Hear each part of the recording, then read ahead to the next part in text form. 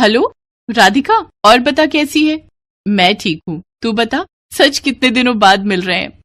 हाँ, कॉलेज के खत्म होने के बाद तो हमारा मिलना ही नहीं हुआ। वैसे आजकल कहाँ रह रही है। वो मेरे हस्बैंड का ट्रांसफर हुआ है तो अब मैं इसी एरिया में रहती हूँ। वो सामने जो कॉलोनी है ना, वही मेरा घर है। चल मैं तुझे अपना घर दिखाती हूँ। सामने ए ब्लॉक में? वहां तो मेरा भी घर, मतलब मेरी कोठी है वहां पर। चल ठीक है, आज मैं तेरे घर चलती हूँ, फिर कल तू मेरे घर आना। ठीक है चल, हम दोनों बहुत सारी बातें करेंगे। अंकिता और राधिका कॉलेज की फ्रेंड्स थी। शादी के बाद पहली बार वो दोनों एक दूसरे से मिल रही थी। अंकिता की शादी एक अमीर घर में हुई थी और राधिका एक साधारण परिवार में शादी होकर आई थी। अंकिता इस बारे में नहीं जानती थी। वो जब राधिका के घर गई तो राधिका के घर को देखकर वो मुंह बनाने लगी। ये लो अंकिता, चाय पियो। राधिका, कप अच्छे से धोए हैं ना, क्योंकि मुझे बहुत साफ सफाई से रहने की आदत है। तुम्हारा ये घर देखकर मुझे बहुत अजीब लग रहा है। तुमने शादी किससे की है? नाम क्या है और काम क्या करता है? अंकिता, तुम मेरे हस्बैंड को जानती हो? मैं जानती हूँ। कौन है तुम्हारा हस्बैंड? सौरभ। मैंने सौरभ से शादी की है। सौरभ से? अच्छा, चलो मैंने तो उसे ठुकरा दिया था। वो मेरी स्टेटस का नहीं था। खैर मैं चलती हूँ, मेरे हस्बैंड आने वाले होंगे। और कल तुम आ रही हो ना मेरे घर? हाँ हाँ, मैं आ जाऊंगी।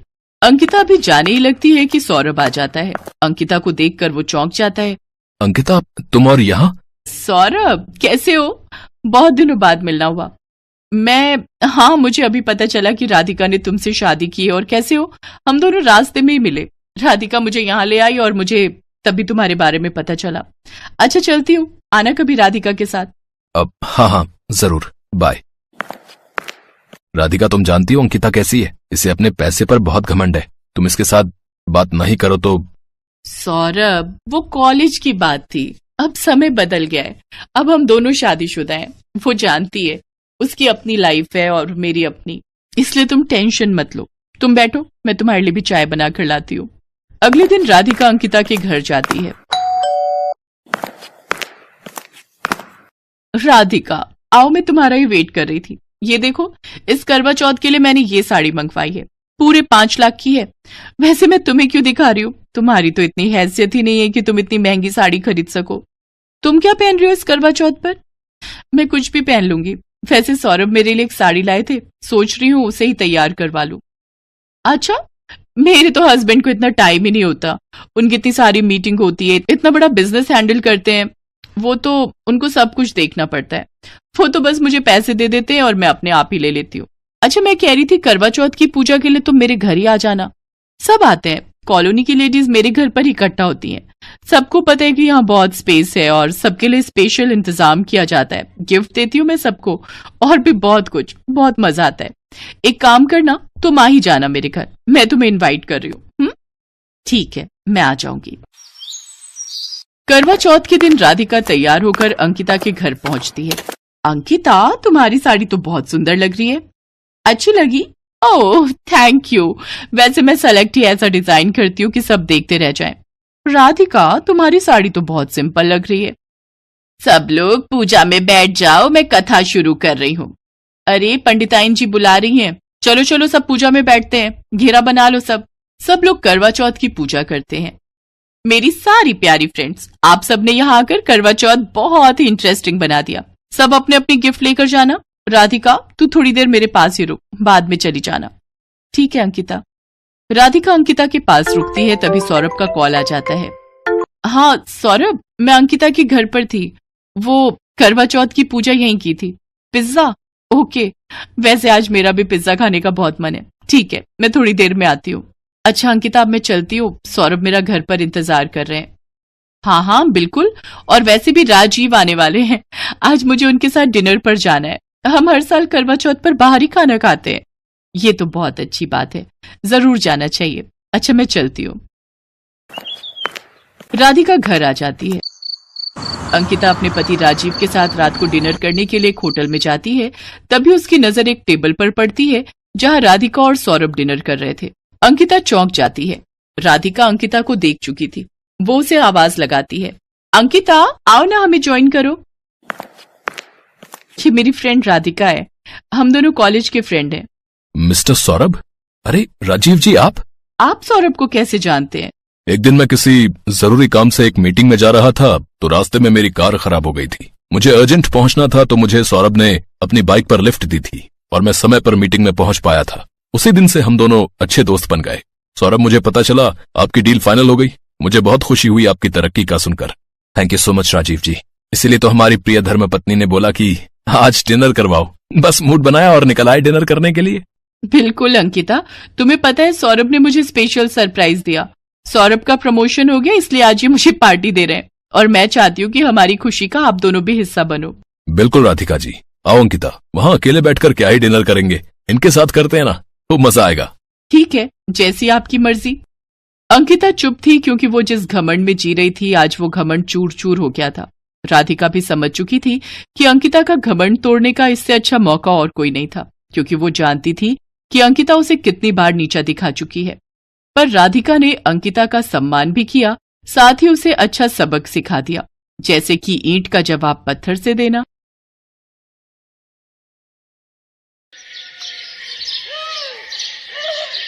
सौम्या ने किराए का फ्लैट 2 दिन पहले ही बदला था। वो अपने पति को लंच बॉक्स पकड़ाकर वापस घर में जा ही रही थी कि अचानक उसने देखा एक महिला गाड़ी में से उतर रही है। मोनिका, पहचाना? मैं सौम्या। याद आया? सौम्या, अच्छा हाँ याद आया। हम दोनों एक ही क्लास में पढ़ते थे। और बताओ कैसी हो? और पहले तो तुम्हें कभी नहीं देखा। हाँ, वो मेरे हस्बैंड की नौकरी की वजह से हमने ये फ्लैट किराए पर लिया है। अभी 2 दिन पहले ही आए हैं। मुझे ये तो पता था कि तुम्हारी शादी भी इंदौर में ही हुई है, पर हम इतने पास में रहेंगे ये नहीं पता था। अच्छा, तुझे वो स्वीटी याद है जो हमारे समोसे खा जाती? अच्छा चलो मिलते हैं फिर। वो मुझे एसी में रहने की आदत है तो सड़क पर इतनी देर खड़ी नहीं होती। चल ठीक है, फिर आराम से बात करेंगे। मोनिका और सौम्या स्कूल में साथ पढ़ती थी, पर मोनिका को अपनी अमीरी का शुरू से ही घमंड रहा और अब तो उसकी ससुराल भी पैसे वाली थी। एक दिन, जी मुझे मोनिका से मिलना है। आप यहाँ ड्राइंग रूम में बैठिए, मैं अभी मेम साहब को कहकर आता हूँ।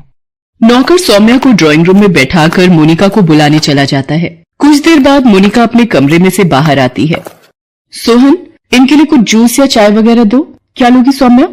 अरे चाय वगैरह तो मैं खुद ही बनाकर पी लूंगी, मेरी सहेली का ही तो घर है। मैं तो तुझे ये आम का अचार देने आई थी, मेरी सास ने गांव से डलवा कर भेजा है। वो हर साल सीजन में गांव से अचार मुझे डलवा कर भेज देती हैं। ये ले। सौम्या, हमारे घर में अचार कोई भी नहीं खाता और वैसे भी मेरे पति ये सब देखकर गुस्सा करते हैं और ऑयली फूड खाने के लिए बिल्कुल मना करते हैं। चल कोई नहीं, जब मन हो तब खा लेना। अच्छा मैं चलती हूँ। अरे चाय वगैरह तो ले लेती। अरे वो राकेश ऑफिस से आ गए होंगे तो देख रहे होंगे कहाँ चली गई मैं। शाम को आते से मैं ना दिखूं तो घबरा जाते हैं। सौम्या की इस बात को सुनकर मोनिका थोड़ी चुप हो जाती है और अपने नौकर को कहती है, सोहन ये अचार अपने घर ले जाना। चंदा ये मेज और सोफा अच्छे से साफ कर देना, जरा सी भी मिट्टी दिखी तो तुम्हारे साहब गुस्सा होंगे। मोनिका अपने कमरे में चली जाती है। करवा चौथ आने वाला था। सौम्या राकेश से कहती है, राकेश देखो, अगर मैं ये साड़ी आने वाली करवा चौथ पर पहनूं तो कैसी लगेगी? सौम्या, तुम भी क्या सोचती होगी? कैसा पति मिला है, किराए का घर, ऊपर से खुला खर्चा भी नहीं दे पाता, और तो और तुम्हारे लिए नई साड़ी भी नहीं ले सकता। क्या करूं? मेरी तनख्वाह इतनी कम है कि महीना बीतते बीतते पता ही नहीं चलता और पैसे खर्च हो जाते हैं। राकेश, मुझे आपका प्यार मिल गया। उसके सामने मुझे दुनिया की किसी भी चीज का कोई लालच नहीं। आप हो तो सब कुछ है। तुम सच में बहुत अच्छी हो सौम्या। अच्छा एक काम करो, ये 1000 रुपए रख लो, करवा चौथ व्रत का सामान ले आना। ठीक है, आपकी खुशी के लिए मैं ले आऊंगी। शाम को सौम्या बाजार जाने लगती है, तभी मोनिका आ जाती है। मोनिका, अरे तू आज मेरे यहाँ आ बैठ और बता कैसी है? मैं ठीक हूँ। वो करवा चौथ की शाम की पूजा के लिए कॉलोनी की सारी महिलाएं मेरे घर ही इकट्ठा होती हैं, तो सोचा तुम्हें भी बता दूं। तुम मेरी कोठी में पूजा के लिए आ जाना, पंडिताइन जी टाइम पर आ जाएंगी। अच्छा, ये तो बहुत अच्छी बात है। सब मिलकर पूजा करेंगे, फिर एक साथ बातें करेंगे तो अलग ही मजा आएगा। अच्छा तू बैठ, मैंने राजमा चावल बनाए हैं, मेरे हाथ के खाकर जाना। नहीं, मैं डाइट प्लान से ही चलती हूँ। अभी मुझे घर जाकर एक्सरसाइज भी करनी है, मेरी ट्रेनर आ गई होगी। सौम्या चुप हो जाती है। कुछ दिन बाद करवा चौथ का व्रत आता है और कॉलोनी की सारी औरतें तैयार होकर मोनिका के घर पहुंचती हैं। कुछ देर बाद सौम्या भी पहुंच जाती है। मोनिका जी, आपकी साड़ी तो हर बार की तरह इस बार भी सबसे अलग और सुंदर है। जी मिसेस चावला, वो मेरे मुंबई के पर्सनल फैशन डिजाइनर ने डिजाइन की है, पूरे 10 लाख की है। वैसे सच में मोनिका जी, करवा चौथ मनाने का असली मजा तो आपकी कोठी पर ही आता है। मोनिका, तू तो सच में बहुत सुंदर लग रही है, और तेरी डिजाइनर मेहंदी भी। पूरे 25,000 रुपए दिए इस मेहंदी के मैंने। आज तो सच में विवेक जी तेरे ऊपर लट्टू हो ही जाएंगे। सौम्या की बात सुनकर मोनिका बात को काट देती है और तभी पंडिताइन भी आ जाती हैं और सब औरतें गोल घेरा बनाकर बैठ जाती हैं और कथा सुनने लगती हैं। इस तरह पूजा समाप्त होती है। सभी औरतें अपने अपने घर चली जाती हैं। सौम्या भी अपने घर आ जाती है और रात में चंद्रमा निकलने का इंतजार करने लगती है। चंद्रमा निकलने में अभी वक्त था। सौम्या राकेश को बार बार छत पर चंद्रमा देखने के लिए भेज रही थी। उसी बीच सौम्या ने मोनिका को फोन मिलाया। हाँ सौम्या, बोलो क्या काम है? और विवेक जी तो आ गए होंगे। अब बस कुछ ही देर में चंद्रमा निकलने वाला है। मेरा तो प्यास के मारे गला सूख रहा है। तू भी मेरी छत पर ही आ जा, हम साथ में मिलकर पूजा करेंगे। नहीं सौम्या, अभी विवेक आए नहीं है, उन्हें कुछ जरूरी काम है, इसलिए वो अभी ऑफिस में ही है। तू चिंता मत कर, आ जाएंगे। और उन्हें भी पता है कि आज करवा चौथ है और तूने उनके लिए व्रत रखा है, इसलिए उन्हें भी तेरी चिंता होगी, तू परेशान मत हो। कुछ देर बाद चांद निकल आता है और सौम्या चंद्रमा की पूजा करती है और राकेश के हाथों से पानी पीकर अपना व्रत खोलती है। कुछ देर बाद वो राकेश से कहती है, राकेश, ये पूरी और छोले की सब्जी मैं मोनिका को देकर आती हूँ। अब जब बराबरी में ही रहते हैं तो एक दूसरे का साथ निभाना अच्छा लगता है। अरे कोठी में ये अंधेरा क्यों है और कोई नौकर चाकर भी नजर नहीं आ रहे? मोनिका, कहाँ पर हो? कहीं बाहर तो नहीं गए हैं? पर गेट तो खुला हुआ है। मोनिका, अरे ये तो बेहोश है। अरे ये जमीन पर कैसे गिरी? सौम्या राकेश को बुलाती है। वो डॉक्टर को लेकर आता है। तब तक मोनिका थोड़ा होश में आ जाती है। देखिए, इन्हें जल्दी ही कुछ लिक्विड देना होगा। पानी की कमी से तबीयत और खराब हो जाएगी। मोनिका, 2 घूंट पानी के ले ले, नहीं तो तेरी तबीयत बिगड़ जाएगी।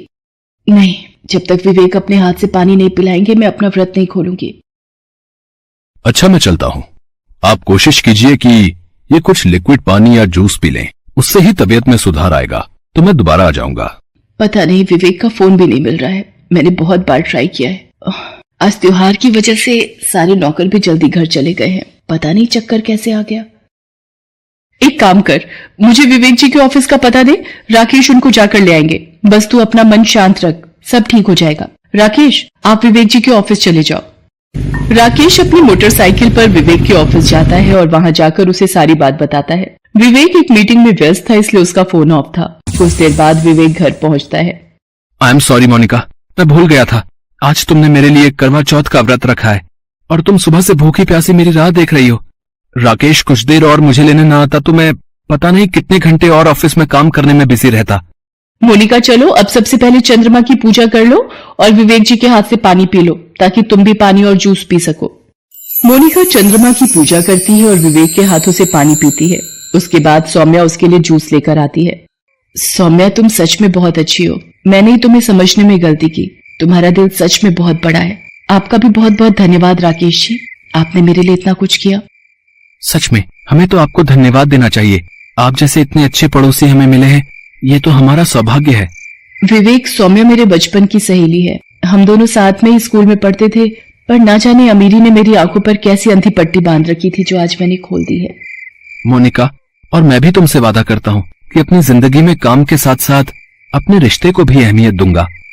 उस दिन अमीर गरीब का करवा चौथ आपसी रिश्तों में प्यार भर देता है। करवा चौथ पति पत्नी के प्यार का प्रतीक है। इस दिन माँ करवा की पूजा करके उनसे अपने परिवार की सुख शांति, पति की लंबी आयु, धन वैभव, स्वास्थ्य सभी की कामना करनी चाहिए। कहते हैं यदि कोई भी व्रत सच्चे मन से किया जाए तो वह उचित फलदायी होता है।